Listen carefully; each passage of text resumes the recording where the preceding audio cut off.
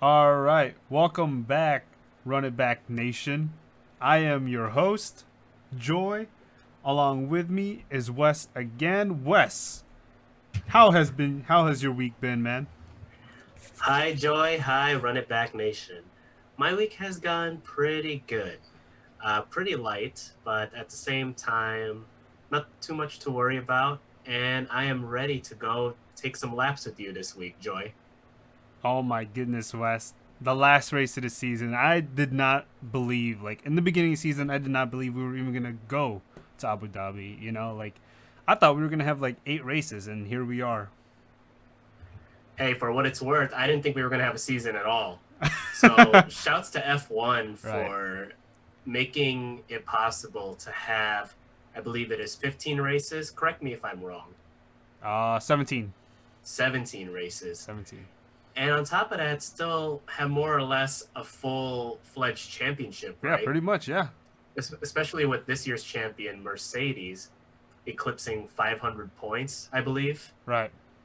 And with the shortened schedule, imagine if they had the full 21. Right. My Exactly. goodness.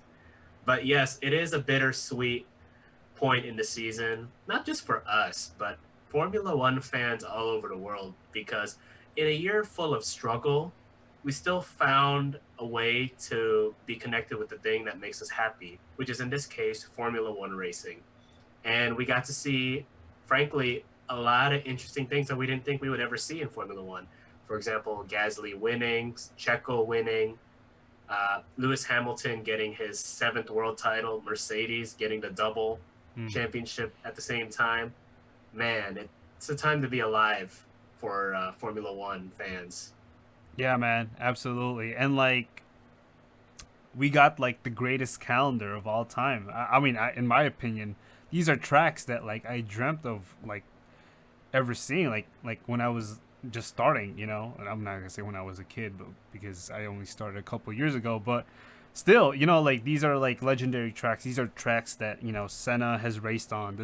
These are some tracks that Schumacher and like Alonso raced on, and Imola and Nurburgring. And so like, man, it was so interesting. In a year filled with like you know pretty much despair, a lot of just negative vibes. We got pretty much perhaps the greatest calendar in F1 history. Absolutely, Joy. And I feel that as we get older and keep watching future seasons of Formula One, we can put that up there as one of those seasons that we can look back on and compare, make differences, as well as note historical events. And with that being said, I do want to talk about last weekend's race, which was actually a new track, technically. Technically, yes, absolutely. Yeah, it was so interesting. Like, we spoke about like this could be the first track. It could be sub 1 minute laps, and it was correct. I just didn't know it was gonna be like around 54 seconds. I thought it was gonna be at least 56, 57 seconds. I mean, 54 in the race was incredible to see. And it was incredible. Crofty even mentioned, we're only in lap 14, and it only felt like it was only been like 5 laps. So it was incredible. Oh, 100%. You know, the race, given the time, so low 50s, mid 50s, right? Mm.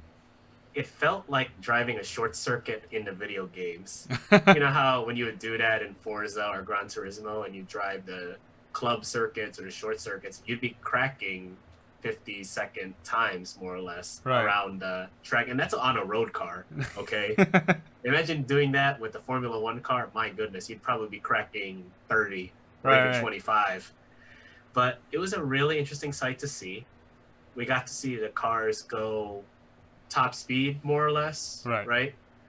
A lot of action, a lot of results, and Well, if you ask me, Joy, this race was not for the faint of heart, especially if you are emotionally sensitive.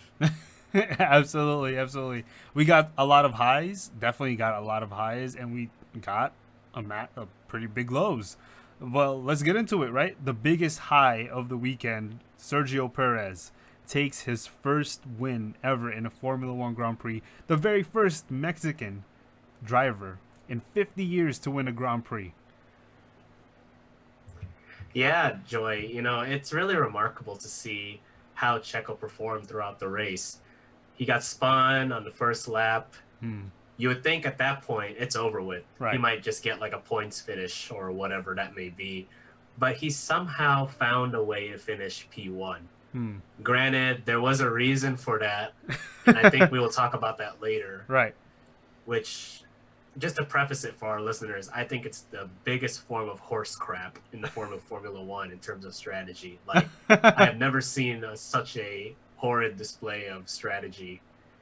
But later we will touch on that. But for Sergio Perez, 10 years in the game, am I correct? Yes. 10 years. He's been About, with the I biggest think, of yeah. teams Mm-hmm. and some of the smaller teams. Right.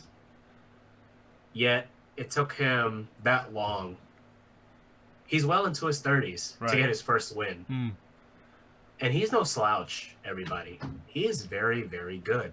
You would have thought that by now he would have had maybe 4 or 5 wins, maybe even more. Right. But no, this past Sunday was his first one. Mm.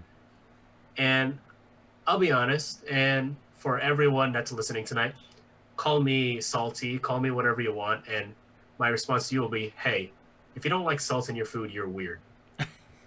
But I'm not the biggest fan of Checo, Mm. but I'm still happy for him. Right. And he is showing why he still deserves to be on the grid.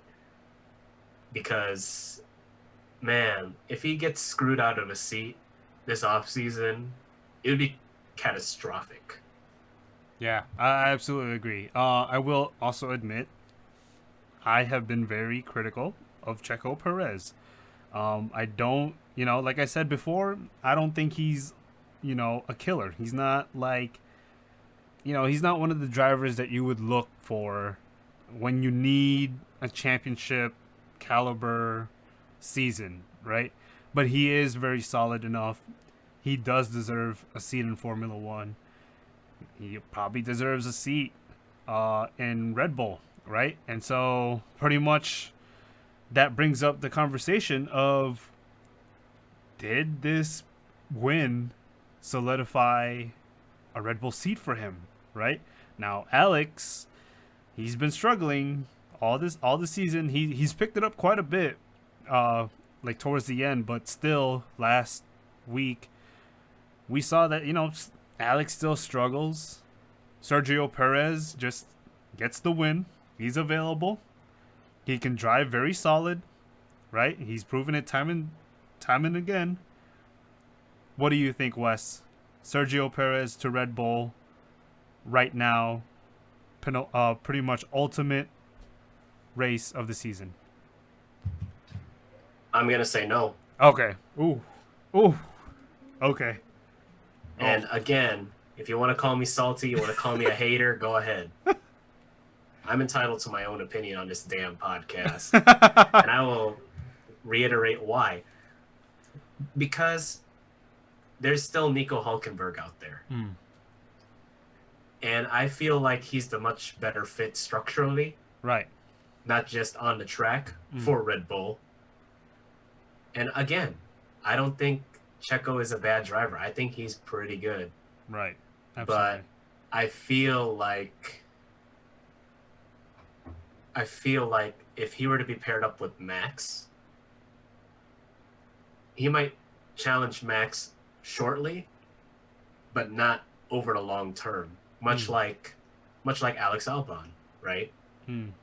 So, but with Hulkenberg, he gives us an answer on whether he can really compete in a second best car. I also think that he's better than what the results have shown. My last point is, don't forget it's just one win. Absolutely. It took him a Right. while. It took him a while, right? He's had But chances. yes, But everyone gets on the hype train just because someone other than Lewis Hamilton won a race. If that was your justification, then Pierre Gasly should have gotten a seat by now. Just saying. Well, yeah, But yeah, absolutely. Yeah, I agree. I agree. you, Go ahead. and if you want him to be on Red Bull, then you better ask him to be more or less third or fourth every weekend. And he can't. I don't think he can promise you that. Right. Absolutely. I mean, yeah. There's a lot of points that you made that I agree with. I do think that Sergio, we have seen him in the past struggle when a car that he has is very happy at the rear end. He does struggle quite a bit to get the most out of the car, and that's what the Red Bull is right now. These are indications from Verstappen and Albon that the rear of the Red Bull is very loose, and we've seen before Sergio Perez. I think Sergio Perez's greatest strength is tire management. That is his greatest strength. A lot of times, I mean, he does also have great pace when he's managing tires, almost similar to Lewis, but in overall pace, I do think that he is benefiting a lot from a very close Mercedes look-alike, right? You could make that argument for Stroll too, Absolutely, and absolutely, all of Racing Point, really. absolutely, and you know, on the brink of capturing P3 in constructors. So more on that later for the Bulls and Bears. But let's move on to another. Well, not another, but he was once a Mercedes junior driver. I think he still is. I mean, right now he's driving for Renault, but Esteban Ocon. And Esteban Ocon is like a really interesting story to me in Formula One, right? He's kind of this driver that really he doesn't have the same background as a lot of Formula One drivers, right? He doesn't come from a very wealthy family. You could pretty much say he got into Formula One of pure pace, right? I mean, how else? Why else would he be in Formula One, right? But yeah, I'm a huge fan of Esteban Ocon, which, you know, like, like I mean, it was so strange to see Sergio Perez and Esteban Ocon in the podium, sharing the same podium, when we know that these two have like lots of history in the Force India. So I'm very happy for Esteban. I think he deserves this after a year of like so many engine failures and just so many technical gremlins. I think finally he gets his P2.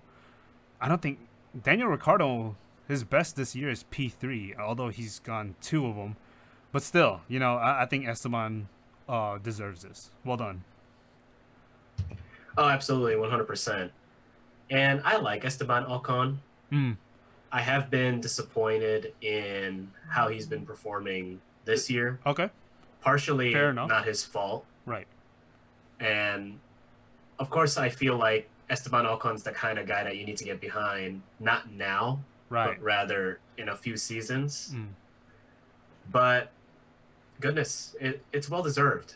You want to see someone that you know will be successful in Formula One succeed ahead of time mm, to solidify that, hey, I will be able to carry Formula One into the future.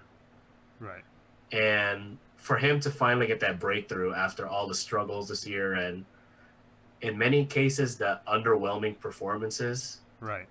especially when he's paired with a teammate that is world class, I think that's a little bit of a breathing room for him, a happy moment for him. That Absolutely. a reminder that he's still legit.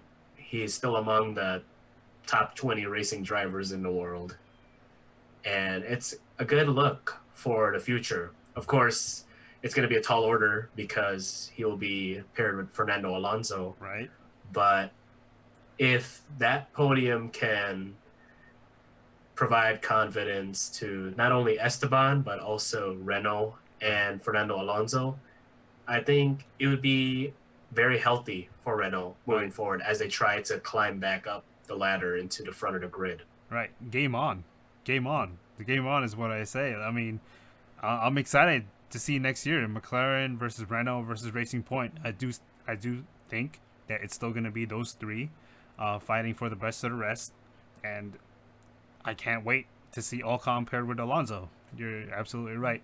But yeah, let's move on to our third place man, Sergio Perez's teammate Lance Stroll. We spoke about him. We think that both of these guys do benefit a lot in a very fast car. Well, I will say it's one thing to have a fast car. It's another thing to also drive the fast car. We've seen, pretty much a lot of drivers in history like struggle with cars that look very stable.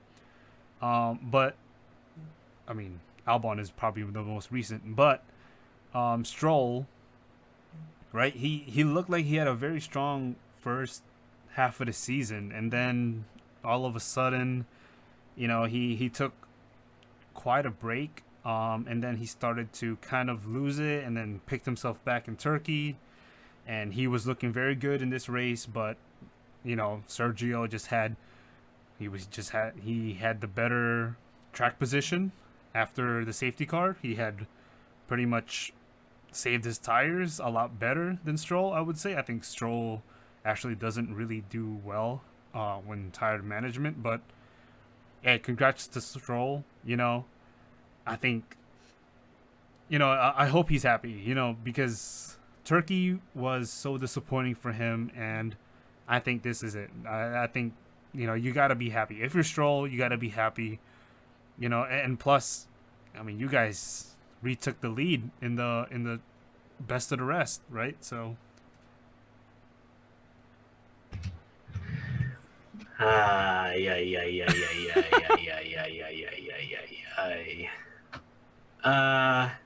Yeah. enough said. So, for those that listen, if you're a new listener, let me preface you on how I feel about Lance Stroll. Lanceless. I'm not a big fan. Oh. So, for the established listeners, that's why I had the yeah. And the case in point is I dogged him in the draft, the mock draft. Right. So, if you all want to go listen to that, I believe that's episode 4. Right. The mock draft. Absolutely. My rant on when he hit his Jackman, go all the way back to episode 2, I believe. I'm not the biggest fan of Lance Stroll. Can the guy drive? Yes. But something about him being on the team because it's his dad's team is kind of what bothers me. Right. And it bothers a lot of other people, right? Right. Absolutely. It bothered me when he was announced. Sure. And on top of that, he had his terrible run post-COVID. So, of course, all the anti-strollers were all like, yes, this is it. But for what it's worth, him getting P3 last Sunday is his FU race. Right. And as someone who has a high level of sportsmanship, of course, I'm going to give it to him and be like, all right, man. You got P3, you deserve it. All good. But the real challenge is, can you make it more consistent? Yeah, absolutely. Especially when your car is that much better than the rest of the field. Absolutely. I well, agree. maybe not McLaren per se. McLaren, I think, could be right there. Right. But you have to, if you want to stay in the competition, you got to be consistent. You got to meet your goals. If you want to contend, you got to put the car in a position to either be in that best of the rest position or exceed that. Right. And doing it once is not going to cut it. So for Stroll, more so, because he will be going into the new Aston Martin team with Sebastian Vettel, you have to not only kick Vettel's ass, but at the same time, kick everyone else's ass, but more consistently. Not just that one-off race where nobody expects you to win. Right? So overall, I'm happy for him. It's good to get that podium. But if you want to stay long, if you want to justify that you deserve to stay in the competition and not have everyone poke fun at you, you got to do it more. You just got to win more. I absolutely agree. I think Stroll. You know, I do think Stroll has a lot of he has a lot of potential. His junior career, he was quite impressive. He's raced against Max Verstappen. He's raced against Lando Norris. He's raced against George Russell and Alex Albon. So like he's one of these really young guys. He's coming up. He's the next generation. And there is kind of this thing that hovers over him, right? Like daddy's got your back, right? But I think over time we will see Stroll get better. He'll probably take a more veteran approach later on in his years. I think it'll be interesting to see him against Vettel. I think Vettel will be rejuvenated. I can't wait to see Vettel in Aston Martin. Hopefully it's going to be green, the Aston Martin car, that British racing green. So yeah, I'm super excited. I hope Stroll learns to race a little bit more consistently, getting these constantly good results, especially from the beginning of the season. If he had just continued that, I mean, who knows? Maybe Racing Point would have already secured third place. Maybe even challenged Red Bull sometimes, like during some of these races. But yeah, like I said, it's one thing to have a great car. It's another thing to live up to the expectations of a great car. So yeah, any more thoughts, Wes? No, but or maybe one thing. Right. I dare you to do it again. Oh, let's go. Let's see it. He's got a good car this week. It should fit Abu Dhabi. Well, the double fours reappeared in the paddock, so Absolutely. I don't know, man. And if you're 33, you're pissed. Absolutely. And if you're number 77, you're pissed too. So absolutely. Sometimes just looking at it from an athlete's lens, playing or competing pissed can sometimes be the best thing for you. Absolutely. I feel like Racing Point they have pretty big targets in their backs right now. They have to worry about the Red Bulls in front of them, and they have to worry about the McLarens and the Renaults behind them. So let's see this week. I can't wait. I'm gonna be cheering for McLaren all week long. I really want them to get this P3. I'm so excited. Anything can happen. Oh, me too, Joy. Me too. Not a big fan of that orange, but I want them to get it. Oh, man. Okay. Just to see McLaren be great again. All right. So let's move on to the guy who we thought was going to win from T1 in lap 1. He pretty much just controlled the race. He showed shades of Lewis Hamilton just running off with a victory. Bottas couldn't even catch him. There was a point where Bottas was catching him, but not enough. George Russell, the guy with the red helmet, looked like Michael Schumacher when he was in that Mercedes. Oh my goodness. Heartbreak. Yeah, man. Hey, in my book, he got the 26 points. I think oh my goodness. I think he got it. I think he needs it. He needs it. Jesus, man. But hey, for what it's worth, he broke his pointless streak.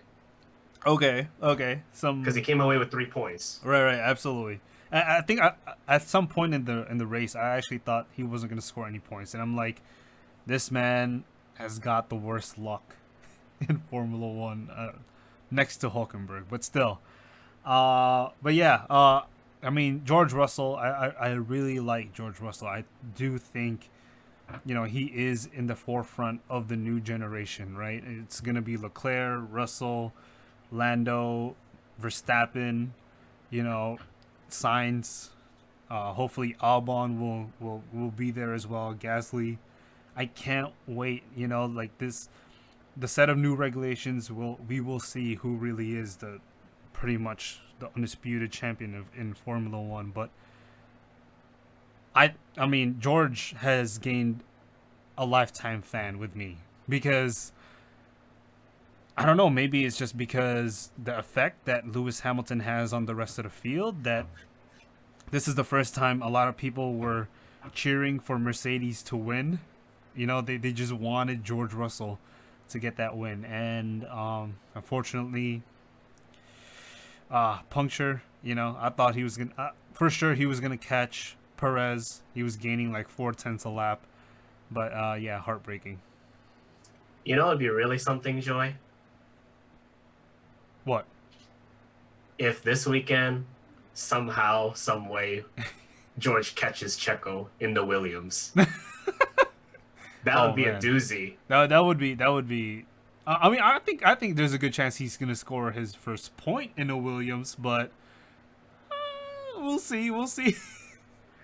But back to what we were talking about. Oh my gosh, that was. It Heartbreaking. seems like not only heartbreaking. Okay, let's take the heartbreak away. Mm. Okay, so the Jack Aitken front wing disaster, whatever Williams was doing, right? Right. But and the tire set, whatever happened, let's not focus on that. Right. Let's focus on the drive. Mm. And my God, for whatever reason, every time I watch that all black car without the second driver camera on it, it seems like there's a perfect drive. Right. Over the life of this podcast, Mm. had Russell won, my gosh, that car would have had like 5 perfect drives in a row. Absolutely.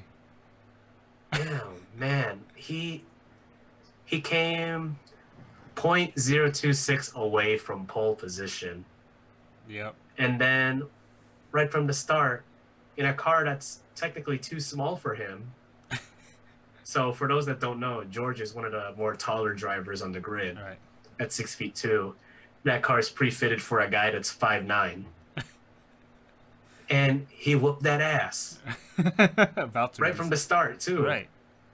I had a weird feeling, man, when the cars were lining up that I think VB is gonna blow it right here, like he always does. He seems And that's to exactly what happened. He seems to struggle on starts nowadays, which is weird because Bottas has usually been quite good in starts. This is the first season I've seen him struggle, really. Yeah, I don't know. It's weird. But man, George really had it. He had the pace. He was putting in purple laps. Mm. He almost had a grand slam, man. Absolutely. If he had that grand slam, everybody, I think Formula One would have became 1F. The whole competition would have been turned upside down. Oh, I think, in my opinion, I think if Russell won, got the fastest point, I think Toto would have considered actually, you know, I don't know if there's this possible for a trade, but probably replaced Bottas with George Russell, right? I mean, with George Russell, there's no chance any other team's going to catch up. But with Bottas, I mean, sometimes, you know, he does lack a little consistency and he will struggle at times, he struggles against Max. So, yeah, man, like if he won, I think Bottas would have been sweating really, really bad. I mean, I think he's sweating now, but still. Oh, dude, I mean, Formula One Internet wanted Bottas gone right then and there. Right then and there. But, oh, man, but to see him go through all that pain and watching him lie on the ground after the race, pulled at your heartstrings. I'm surprised none of us got cardiac arrest. I almost did. I remember because my brother Joran actually stopped watching the race to come into my room because he at one point he said that we have to watch this together because I want to see George Russell overtake Sergio Perez. And right as soon as he walked into my room, that's when Russell pulled into the pit because he had a puncture, which my brother couldn't understand it. Like he didn't I mean, he understood it, but like he couldn't believe the luck that George has. And like we were praying for another safety car, but that would have been stretched. That would have been stretching it. So yeah, but yeah. Any more thoughts, Russ? Well, I do want to share a bit of a side story with the listeners. Sure. So everyone, when we were watching the race, me and Joy, we had a little debate because of the incident on lap 1 with Charles and Max Sergio. Verstappen. Right. Well, yes, and Sergio Perez. So, fun fact about us: when it comes to the futures, Joy is more on the Charles Leclerc train. I'm on the Max train. It's probably because I drink the product that's on Max's car. You also drive the engines of what Max is being supplied. I don't know how to word that. And we are in no way, shape, or form sponsored by Honda nor Red Bull. I also drive a just Honda. putting that out there. I'm a huge Honda fan, but just still. putting that out there. But we went through this back and forth debate, and I did say something tells me that we're gonna get invalidated after this race. And not to get all Star Wars on everybody, but there is another. There is another. And his name is George Russell. I'm on the George Russell train too, baby. I am absolutely in love with George Russell. I've been in love with him like. Oh, I bet you are, Joy. In Formula 2. I bet you are in love with George Russell. In Formula 2. I mean, come on, the shirtless pics. How could you not? But yeah, absolutely. I mean, come on, right? Like, how do you go from pretty much picking off some of the fastest drivers like at that time in the first pit stop, in the first safety car, right? Dropping back to 5th, trying to regain first, and then having the puncture, and then like dropping back to 15th, and then only to finish right behind Bottas. Yeah, he almost whooped Bottas like 3 times. Right, absolutely. So I mean, I think Mercedes has their man. Oh, absolutely. But before we go on a huge tangent simping over George Russell, let's move on, Joy. Well, actually, I was gonna say like this is a great way because Wes, you picked him as one. Well, I also picked him as one of your bulls. You know what? I think he's the only bull that gave me somewhat of a return.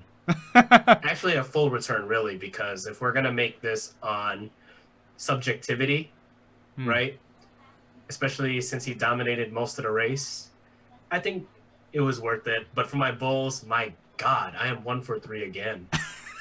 Horse crap, I swear. But yes, I picked George Russell, Valtteri Bottas, Max Verstappen. Verstappen is a little bit of a no decision because he did get crashed out into the first lap because of some stupidity. But nonetheless, he didn't finish the race, so that doesn't help my cause. Bottas, the one freaking time I give the quote-unquote second best driver on the damn grid a chance, it doesn't happen. No. So, Joy, remind me not to pick guys that I don't care for most of the season on my bulls. Not to give them any kind of leeway. Because 2 weeks ago, it was Ferrari. This past week, it was Valtteri Bottas. So I'm not happy with my bulls. So if anyone wants to ask me on who to watch, don't listen to me for a while. I'll just put that out there right now. Listen to who he picks for the Bears. I think he has a much better chance of like. Now my Bears, I got a 3 for 3. So if there's anything I'm good at, it's avoiding. Avoid. So I picked Sebastian Vettel, Charles Leclerc, Kevin Magnussen. Magnussen, of course, being the veteran Haas driver with Pietro Fittipaldi for the weekend. Yeah. We weren't going to get that Hollywood ending for Haas, right? Where Grosjean goes up in flames. He comes out okay, but Haas all of a sudden goes, "Rah for Roman, rah!" No, that did not happen. And Magnussen just raced how he normally would, right? Vettel and Leclerc obviously had the first lap incident. Right. Yeah, that totally was okay. That played into my hands. And of course, Seb was nowhere to be found. I just need him to bring it home. Dress back up in green. and open a can of whoop ass on the rich boy. So that's all I gotta say. 3 for 3 with the Bears, 1 for 3 with the Bulls. I gotta break this bull streak, man. I need to break through with them. I mean, I think this is my best return. I am 2 for 3. I mean, you know, ignore the ending result, right? Russell absolutely was. I mean, he was driver of the day, right, Wes? That He is even beat. All correct. right, right, exactly. So, I mean, Russell, to no fault, through no fault of his own, I mean, I think he deserves. I think he deserves. I thought he at least deserved the podium for all of his troubles, for all of his effort. But I'm really happy for Russell. I think he really showed his talent. And so yeah, I mean, no more on Russell. We already spoke about. But Sainz, I think Sainz did an amazing race. Uh, if you listen to Sainz's radio at the end of the race, he was at a loss for words because I think and he thinks that he probably could have won that race if they were in the best track position. McLaren could have won that race with Sainz, which is insane to think. Like if you watch the race over, I mean, if Sainz was able to kind of gain track position on a couple of cars, he probably would have been up there in the podium next to Sergio, maybe even higher than Sergio. Who knows? But yeah, I'm 2 for 3. Gasly, for some reason, he was the weakest. He was the weaker of the AlphaTauri drivers, which I didn't see. I always thought that Gasly was a little bit better, especially on tracks like these, and with like high high speed corners, heavy braking. So I always thought Gasly was going to be a little bit better, especially his performance in Monza. This is the track that almost resembles Monza a little bit more closely because of the straights and the high braking points. So yeah, I thought Gasly was going to do well, but unfortunately not. But yeah, let's go on to my Bears. I picked Albon, Kvyat, and Fittipaldi. Now let's say, okay, let's get it out of the bag, right? Like Fittipaldi was probably the safest pick. I didn't expect him to wow anyone. He's not like a Schumacher caliber, a Mick Schumacher caliber prospect. I don't think he's raced for a couple of years, so he's not gonna be the sharpest tool. So yeah, I thought he was the safest bet. And so yeah, I hate to say it, but he didn't disappoint. But I love Pietro, by the way. If you guys ever get a chance, like watch the post race with him and damn, I keep forgetting his name, but yeah, whatever. But yeah, Albon and Kvyat. Albon, man, I think he just lost his seat, which is interesting because Christian Horner said that Albon is going to be a Red Bull driver. He's not going to go back to AlphaTauri. So if Albon loses his seat, he's probably going to be a reserve driver. So, yikes. But yeah. I feel bad for Albon. I think he's such a good guy, but I mean, he's making me win here. Wait, this is a 3 for. Oh no, it's not. Kvyat actually did really well. Um, like I said, he was the better of the AlphaTauri drivers, and unfortunately, another guy that is not confirmed for next season. So, hey, last hurrah for Daniil Kvyat. Daniil Kvyat. So you can go ahead and say that this weekend is torpedo time. Torpedo time.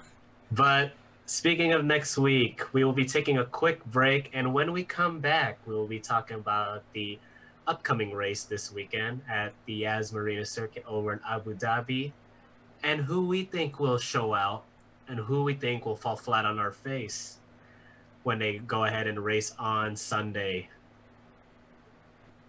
All right, we are back, Run It Back Nation. So we just finished the Sakhir Grand Prix review.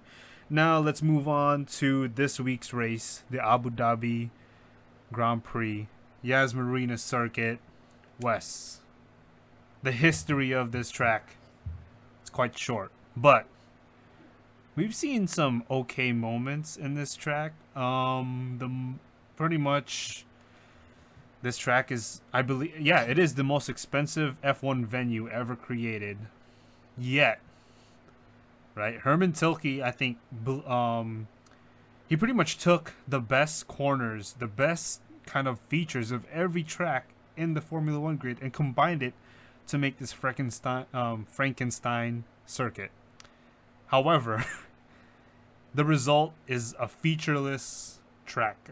This is, I mean, I will say right now, I hate this track. I think that there is nothing to look forward to in this track. It doesn't produce a lot of great racing. However, you and I agree, Wes, it's one of the most beautiful tracks out there, right? The aesthetics of this track is just so beautiful. I just wish they changed a little bit more on the track. I think my favorite thing about this track is the exit of pit lane. It's incredible. It's kind of like a small tunnel. But yeah, what are your thoughts on the track? Well, you kind of hit it on the head there, Joy. It is aesthetically pleasing. I will mention that in the video games, it is a bitch to drive. But then again, I am not a super licensed driver, so what the hell do I know? But yeah, there doesn't seem to be anything really interesting other than the aesthetics of the track. It's beautiful. Yeah.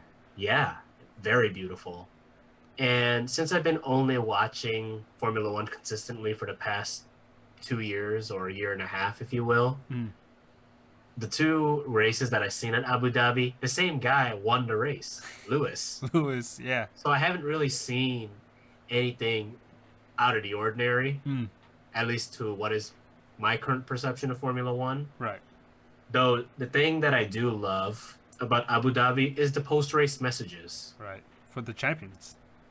Yeah, whether it's champions or drivers changing teams. Absolutely. And it's so sentimental. Like when Daniel Ricciardo went from Red Bull to Renault, Christian Horner said something along the lines of, Daniel, thank you for everything. Thank you for the good times. Let's not forget the good times. And we wish you best of luck at Renault. And then I think it was last year, Lando Norris was like, Jarv, are you crying? Oh, right. I think I'm crying. Right, absolutely. And then you got Zach Brown going, all right, Fernando, let's go for the Triple Crown. And then not too long after, he's back there. He's back. Well, he's not back at McLaren, but he is back at Renault. But yeah. Yeah. And it makes me wonder what the radio calls are going to be this time around. Ooh. With Checo? Oh, my God. Oh, Checo for sure. Checo, Ricardo again, Vettel, Danke Seb. Vettel. Oh. Maybe Lewis, too. Kvyat. Maybe Albon. Lewis. Yes, maybe Lewis. We'll never know. Where's my contract? I would love for him to say that. But yeah. Or on 77's car. To whom it may concern, please don't fire me. Please don't fire me. And then maybe car number 63 will be like, ooh, I wonder what those black arrows are thinking about right now. Not that he would say that on air. Oh, right, Probably right, going absolutely. on in his helmet. I mean, it would be interesting. I think we touched on this early in the podcast. Oh, and one more thing, Joy. I'm so sorry. Yeah. Muchas gracias from Carlos, of course. Right, absolutely. Vamos, Carlos, vamos. But yeah. I think we hit on it, right? Like, if George Russell was able to get his first point in Williams, that would be amazing. I would love to hear that radio. Oh, absolutely. And I'm sure Sir Frank and Claire would be watching from afar and absolutely being happy for George. Right. And really, all the staff that took over once the Doralton Capital deal went through. But yes, all sentiments aside, I am looking forward, though, to the lights out. Absolutely. Like we said, the midfield battle is the one to watch. So I'm super excited. But yeah, let's go through like some of the short, kind of like memorable races. For me, I have 4 that I want to list. Sebastian Vettel, when he won his first world championship, the radio call was just incredible. That was the race where Fernando Alonso struggled to pass Petrov, and this was the birth of DRS. This track literally was the reason why DRS is created. And then the second one was when Nico Rosberg held on to P2 to win the world champion. The first time we've ever seen Lewis pretty much a little bit vulnerable after a race. So yeah, it was insane. It was crazy. And then pretty much Sainz, right? Last lap heroics to take best of the rest last season. So yeah, I guess those are my memorable pretty much races from this track. It was very high intense moments, but I just wish they were a little bit better racing.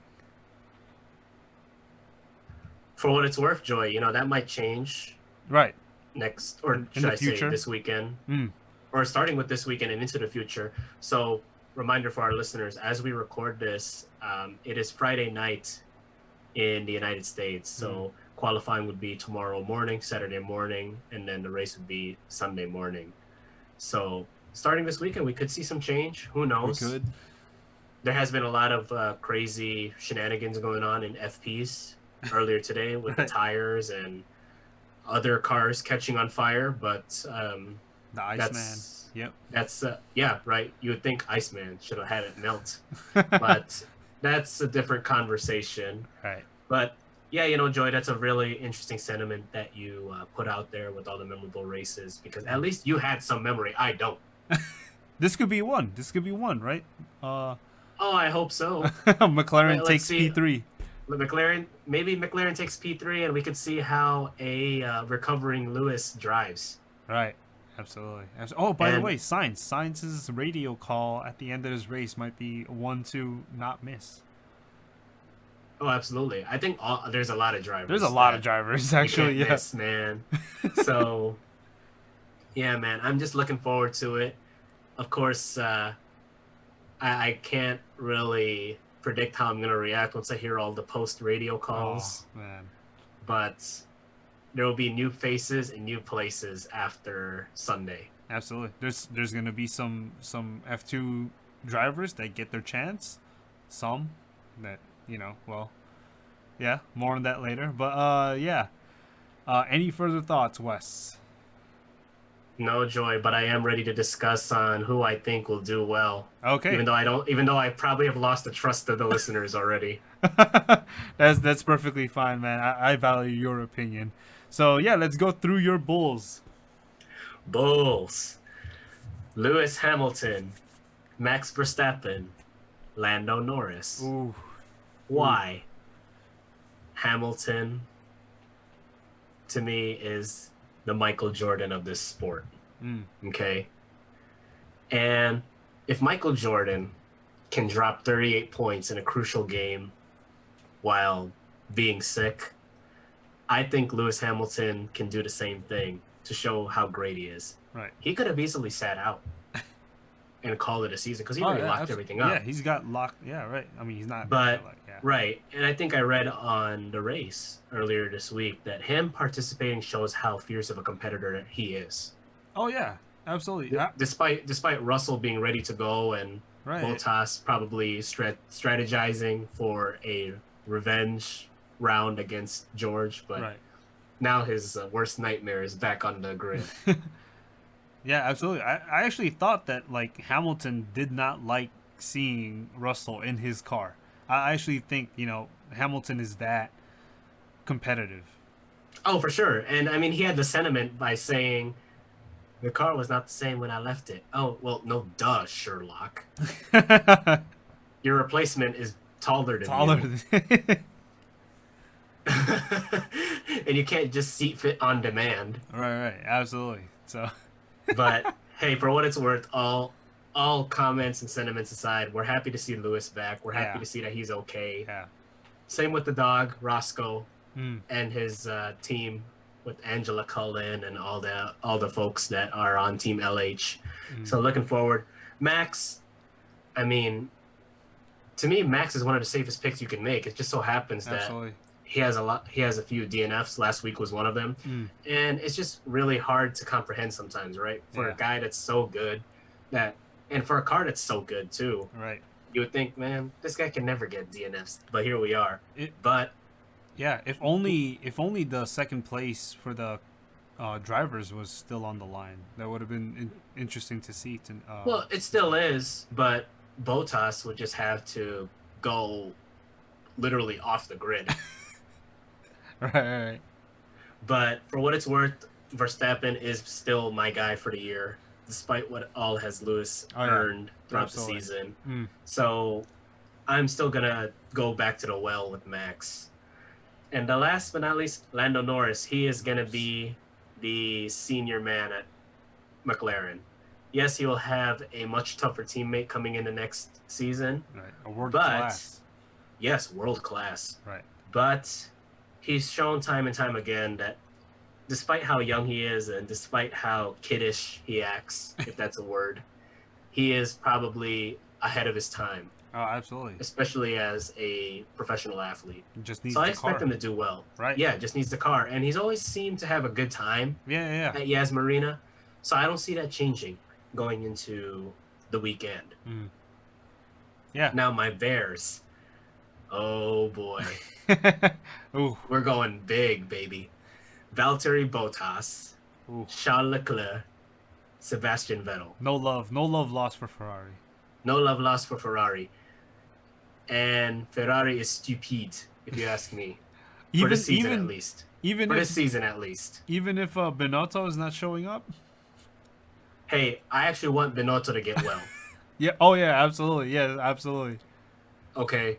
And, I actually listened to his Beyond the Grid. I'm going off on a wild tangent here, but I listened to his Beyond the Grid episode.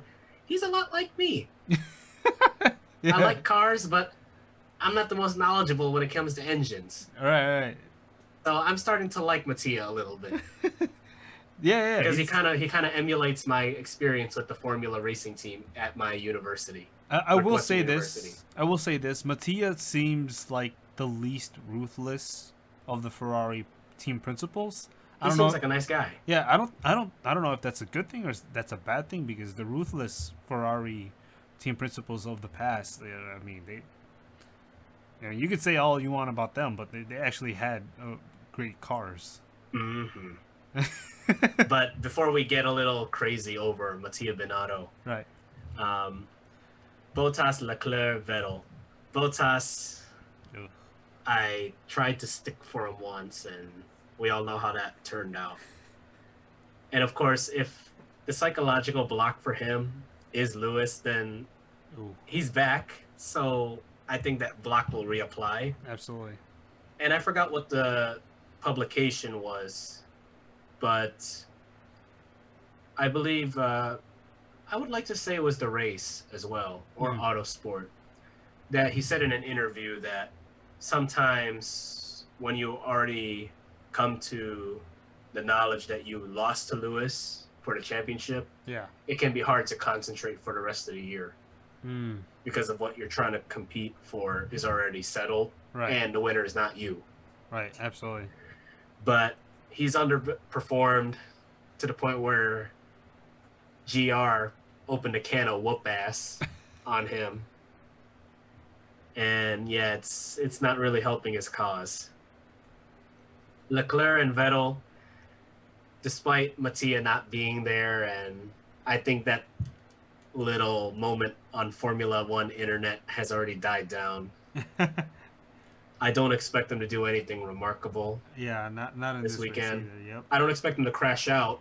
Yeah. So for my Charles Leclerc fans on the podcast, I wish well upon you in having the car being brought home. Yeah. And for Vettel, I keep saying it, man. Just bring it home and refresh Right. R&R, and then come back in green.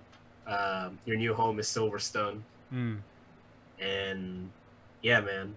I think for one of them P10. One of them P10. I think. You think so? I think so. I will say though, just to be nice, for what it's worth, it's gonna be an end to Oh. a up and down season.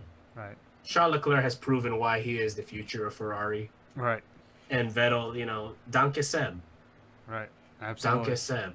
This is gonna So, be the end of pretty much one of the most beautiful combinations Ferrari and Sebastian Vettel. Even though I have been very critical of Seb in the past, um, I'm gonna miss him. In red. So yeah, I think he's a really good guy. So yeah. oh, absolutely. And that is my take for the weekend. Let's listen to the smart guy on the podcast. Enjoy. Joy, who are your Bulls and who are your Bears? All right. So my Bulls, pretty much almost very similar to yours. Hamilton, right? I mean, Hamilton. He's gonna step in like nothing happened, right? He's gonna put grand slams. He's gonna get fastest laps. He's gonna get pole. He's probably gonna. Yeah, I mean, he's gonna finish the race in P1 as well. I mean, like nothing ever changed, right? But yeah, like pretty much just like Sunday as usual for Lewis. I do think Sainz is going to be the one to step up this week. I think McLaren are really looking to Sainz to kind of pull another one out of his hat. To pretty much secure the P3 for McLaren. And I think this would be a fitting end to Sainz's career at McLaren. I think they will miss him. He will miss them. Um, you know, he was just so welcome. He fits so well in McLaren, and I don't blame him to going to Ferrari. Ferrari's such a legendary name. So is McLaren, but I can see the appeal that drivers have when it comes to Ferrari. So yeah, I do think Gasly is also going to be a huge factor. I think he's going to do well. Like a lot of F1 analysts argue that the deciding factor of the best of the rest in P3 this year is AlphaTauri, right? Because they're not fighting for the best of the rest, but they do have a car that could really mix it up with some of the best of the rest cars. And if they get in between a Racing Point and a McLaren, if they get in between a Renault and a Racing Point, and like pretty much all around, like that could be it. That could be the deciding factor for the championship. And I absolutely believe that because Kvyat found himself in between some of these rivals last week. Sometimes Pierre Gasly can be really a pain in the ass for the Racing Points this season. So I don't know. We will see. We'll see. But I do think Gasly is gonna score some good points this season, and when he's scoring points, that means one of the other teams fighting for the best of the rest, they're not going to score the points that Gasly is scoring. So I think Gasly is going to do well this race. So yeah, absolutely. I think keep an eye out on Gasly or just the AlphaTauri boys. I think they could really, really change the order of the constructors. But yeah, let's go on to my Bears. I think Bottas is going to be struggling this week. I agree with you, Wes. I think, referring back to that piece, perhaps it was probably the race, that, it is very stressful. It is very taxing to go up against Lewis Hamilton. Right when you said that quote, it took me back to when Nico Rosberg was interviewed. Like he said he's never felt so exhausted after beating Lewis Hamilton. It takes every single ounce of your body. It takes every single time of your day to make sure that you're focused on beating Lewis. And at the end, Nico Rosberg at the end didn't see that it was worth it to go through that trouble again. He had a family. He has a family. He had a family at that point already. Nico started a family, and so the more time you focus on beating Lewis is time away from everything else that you love in life. And so I think that's true. And I think Bottas is feeling the heavy effects of it to the point where he really got spanked by George Russell last week. So Bottas now, like, he's really really sweating it. Like, now he's got to prove that he still belongs in Mercedes, which is something I didn't think I was gonna say at the end of the season. But I think he's safe for now. Whether it's gonna be Russell and Bottas in 2022 or Russell and Hamilton, it's all up to Bottas, really. So yeah, we'll see. Stroll, I don't think he's gonna do well this week. I don't know. I just have this gut feeling that one of the Racing Points is really gonna struggle this week. I think it's gonna be Stroll. Like we said, earlier in the podcast, he's the least consistent of the two. So, yeah, this might be the reason why they cost the P3 in the constructors. I'm not gonna say Stroll is the reason why they don't win P3, but this could be a huge moment, right? Like, if Stroll and Sergio score points, this decent amount of points, of course they're gonna get it, but to do that, Stroll has to be there, Perez has to be there. I'm taking Stroll for my Bears. I don't think he's gonna. Like I said, I think the AlphaTauris are gonna really bully them. So we'll see. And I think Ricardo, I don't think he's gonna drop the ball.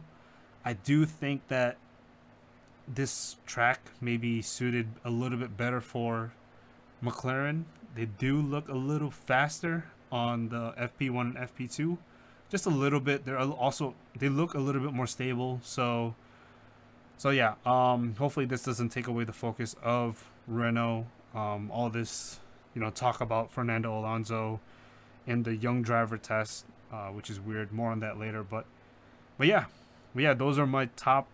Those are my top three. Those are my three bears, pretty much. Bottas, Stroll, and Ricardo. I am gunning for McLaren to take P3 in the constructors. Maybe we need to stop talking about them because we might jinx them, Wes. Oh, if that happens, I am blaming you. I mean, you said, right? Like, you wanted Racing Point, right? At some point in the podcast, you said you think Racing Point is going to take it. I think so, but that's just because people actually got the challenge right against them. Mm. And then for them to actually win it would just be like a complete middle finger. Right. Well, absolutely. Like with those 15 points, right? 15 points that was confiscated. Yes. But taken away from them. I mean, P3 is theirs now if they never had those 15 points taken away. So, I mean, we'll see. This is the week to prove it. But I'll double down. I'll stay with Racing Point. I don't want to be switching teams, especially on the last race of the season. Oh yeah, that's for that P3 totally spot. Fine. I mean, this is sports. This is what I love about sports, right? We can make all the predictions we want before it. We will find out the truth sooner or later. Hey, and on top of that, since we're trying to interact with everyone, it's an agree to disagree. Yeah, absolutely. Yeah, share your thoughts on the comments down below. Absolutely. So now that we got our who to watch and who not to watch in the way, let's hope we get good returns. Let's hope I can regain the trust of the listeners. And I hope Joy can keep his advisor role going. But let's leave that and talk of some juicy details in the hot laps. Juicy. So, hot laps, Joy.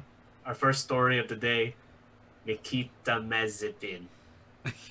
Nikita Mazepin, earlier in the week, had his little PR disaster, basically groping a woman whose dress came a little undone on his Instagram story. And yeah, circulated the web. As a result, Haas has decided to take the punishments internally, have not released on what that punishment is going to be. However, the perception from everybody else seems to be, we don't like Mazepin. No more Mazepin. Mazepin be gone, etc., etc. Joy, what is your take on Oh, this incident? oh my God! I mean, it is a disgusting act. I mean, I don't care if the girl came out and said, "Oh, we've been friends for such a long time." Like, come on, dude. You don't. I don't care. Like, if you've known the girl for such a long time, like, come on. Like, you're you're what? You're 20. Come on, like, and plus, your career is just starting. So, I mean, still, that's no excuse. I mean, that's absolutely sexual harassment. So, I don't know. I mean, whatever his career turns out to be, whatever the punishments in Haas, I mean, I don't think he should get a seat. I mean, like, he's proven himself to be a good Formula 2 driver, but I mean, this is the pinnacle of motorsport. Of course, people are going to look at, your social media. They're going to follow you. Especially when there's rumors that your dad is going to buy the Haas team so you could, race for them. But, you know what? Uh, Still, I mean, that's no excuse, just, uh, it was disgusting. And, yeah, I have no words. Yeah, I just have no words. I hope.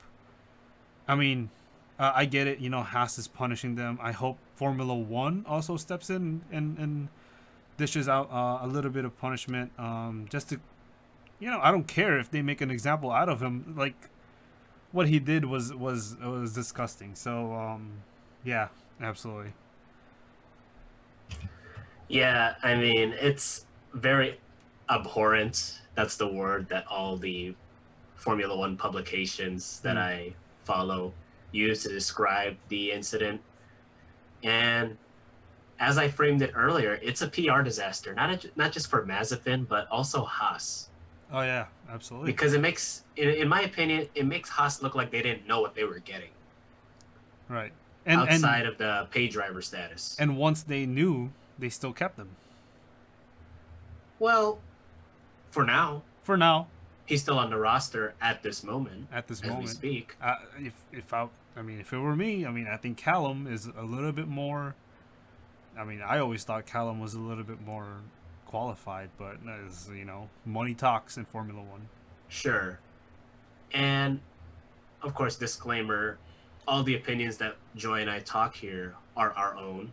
They Hmm. don't represent Formula One, they don't represent Haas Right. or any other Formula One entity. But as I'm saying, just by looking at Mazepin and the perception that he gets from everybody else, I've always thought that he could be a total dick. And then when I was roaming around on Reddit, they showed like a blurred out version of the incident. And then one of the users, shared like a timeline of Mazepin being out of line. Hmm. And some of those things ranged from, let me see here. I believe in the last race, that Formula 2 races, he was intentionally blocking people from the Yeah, pit lane or something like that. pretty much. Yeah, he used the entire width of the track. Yeah, and he got penalties for that. Mm. He apparently left back then. He left a creepy comment on George Russell's Instagram Live, saying that he knows a secret about him that the world would be very, very, very surprised to know. What that means, I don't know. But then again, who cares? Who gives a shit? Yeah. Right. Um, he asked I believe a reporter or some type of content creator from the Netherlands for naked photos. So, and in exchange, she would get like special access to the paddock under his team or something like that. A lot of, yeah, let's just say the guy has a lot of DM trouble.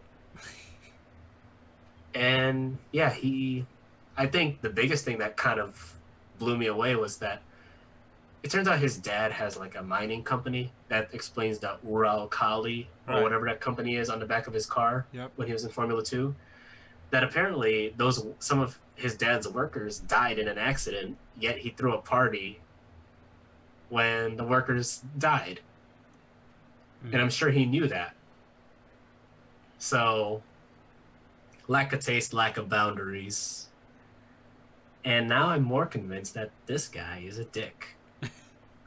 And it makes me not like him even more. Right. I am not looking forward to seeing him on the grid. Regardless, I don't care if he's the next Michael Schumacher. I doubt it. I have heavy doubts for that. But you shouldn't say that when his teammate's last name is Schumacher. well, yeah, his teammate. I'm looking forward to his teammate beating his ass. But we'll see. We'll see. I really do hope.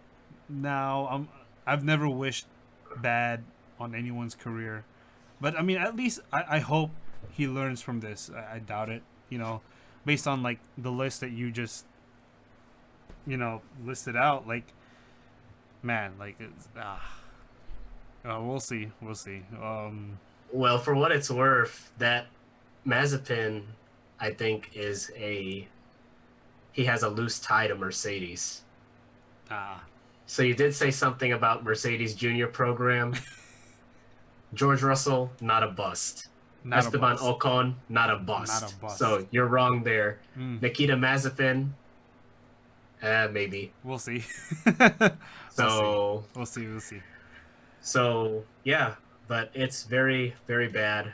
Not a good look. And yeah, man, he hasn't even put in any official laps, and he's already getting a bad rap from the fans and everyone else on the grid, practically. But enough on groping, because I don't want to talk about it anymore, and drivers that we already know we're not going to like. But let's talk about a driver that can make you like him but not like him at the same time. Absolutely. And that driver is Fernando Alonso. Absolutely. And he was granted permission to participate in the young driver test at the end of the season. Emphasis on young. Emphasis on young. Now, for everyone that doesn't know, Fernando Alonso's like 2,000 years old. Okay? And when you have people like Sebastian Buemi, Vips, Yuri Vips, right? That's his full name. Yeah, Yuri Vips, Mick Schumacher, and Nikita Mazepin, and perhaps other drivers like Guan Yi Zhao and Yuki Tsunoda coming over. Right. Yes, coming over to drive. You're kind of like, okay, well. It's like a 21 Jump Street situation. Right? Kinda, yeah. Or I forgot what movie it was, but the I Am 12, where the I Am 12 meme came from. Oh, is it the bench warmers? Maybe, I don't know. But yeah, like Fernando Alonso somehow convinced the FIA that he's 22 years old. Right. Goodness, yeah, me. which actually created. We spoke about this, Wes, in the pre-prod, but it had kind of this domino effect where a lot of teams wanted their future driver to kind of try out their car, right? They wanted Sainz to go to Ferrari, which then would create this domino effect of Ricciardo going to McLaren, and then Seb going to try out Aston Martin. Now, they were just going to try, right? This is just going to be their young drivers program, but they denied it. So yeah, I guess Alonso is a young driver to the eyes of the FIA, which I mean, he's not young, but I'm saying, I don't know. I don't even know how to explain this one. I think it's just name recognition. I bet you if Lewis was in the same situation, they'd let Lewis do it. Well, I think the silver lining out of all this is that Alonso got to drive his championship-winning Renault earlier today. Well, yeah, which is cool. It's sentimental, but what does that have to do with the young drivers test? Well, okay. I mean, hear me out. If Alonso was only, well, of course, he wasn't. But like, if Alonso was only allowed to drive cars like that are 10 years old, I wouldn't mind him, joining the young drivers if the technology in the cars that he's using is outdated. But still, Yeah, but the guy last driven in 2018, yeah, and when he signed a contract to go back to Renault, they let him drive around in the 2018 car yeah, and did absolutely. some laps, like a filming day or something like that, on the 2020 car. And you could argue that he's driven like the closest cars to Formula One, which is the LMP in WEC. Yeah, Yeah. So I mean, he's not it's like not that a far off. right. Absolutely, he's not new to racing. He's been in racing. He's you know, like I said, emphasis on the young driver test. Young at Yeah, heart. Young at heart. This is what they're trying to say. yeah, it's like that meme where they photoshopped his beard off and everything like that, but he was still in the Renault uniform. But for what it's worth, even though I have opinions on Fernando Alonso, I am happy to see him back on the grid. I can't wait to see how much older what's his name? Who's the team principal for Renault again? Oh, Cyril. Cyril Abiteboul. Cyril. I will predict. Okay, I will make this early prediction that Cyril Abiteboul at the end of Alonso's time with Renault, this third time, Cyril would look probably 10 years older. Because I mean, let's not forget, Alonso is not an easy driver to control, right? Outside of the track, yeah, I mean, as long as you keep him happy, he will be happy. As soon as he's not happy, I mean, there's a reason why Zach Brown almost was pretty much gonna quit McLaren, which would have been sad. But yeah, he did make Eric Boullier quit from McLaren. So yeah, I mean, yeah. Now I'm going off on a tangent. But yeah, Well, any more thoughts? before, well, I will just have one wild tangent to kind of close that part and going into the final thoughts of Fernando. But one way to get Fernando going is have your younger driver open a can of whoop ass on him. Oh yeah, absolutely. That's something the current champion knows about. Yeah, absolutely, absolutely. So if Esteban Ocon can give him a can of whoop ass, Mm. then that would be a very, very interesting dynamic over at Renault. Yeah, yeah, absolutely. The last time I remember like Alonso really having a tough time against a teammate was Hamilton, right? Maybe I'm mistaken. Maybe I haven't really seen a lot of Alonso's career. I've only seen the back half of his career. But yeah, I only remember him losing ever to Hamilton. I remember he out qualified Stoffel Van Dorn, and Stoffel never won in a qualifying match against Alonso. So Yeah, we'll yeah, see. We'll see. yeah. We'll see. But yeah, other than that, it'll be interesting to see that young driver test. I wonder how much coverage that will actually get, and looking to see the highlights if they release any. Absolutely. Absolutely. All right. Any more thoughts, Wes, before we No, get started in the last week of the season? no. I'm ready to go. I'm I'm ready. ready to Hmm. see the cars roll out one last time Hmm. and go into Formula One hibernation for a little bit. Lights out. But Lights for out. what it, yes, but for what it was worth, I'm very happy to experience another Formula One season, albeit different, different setup, a little bit short, and a lot of repeat tracks, seeing the same track twice. But hey, I had fun. I I had had a fun, lot of fun. I had and a I lot of can't. fun this year. Yes, and I can't wait to review the race next week. Absolutely. I can't wait to, yeah, pretty much reflect on the entire season. But yeah. Woo! All right, guys. So we are yeah, we are on the last race. We will be covering Formula One again next week to cover the last race of the season, the Abu Dhabi Grand Prix. I can't believe we're in the last race of the season. Thank you so much for listening to us and all of our rambling in Formula One. But we appreciate you guys for listening. Thank you so much. Stay tuned because the boxing podcast will start. The No Decision podcast, episode 1, will air soon. Thank you guys so much. Thank you, Run It Back Nation, for a wonderful half season of our participation. Yeah. And yes, come on by, show some love, tell us how you feel, and tell your friends about us. Okay. For Joy, I am Wes. Thank you once again. This is the Run It Back podcast. Stay safe and keep it on track.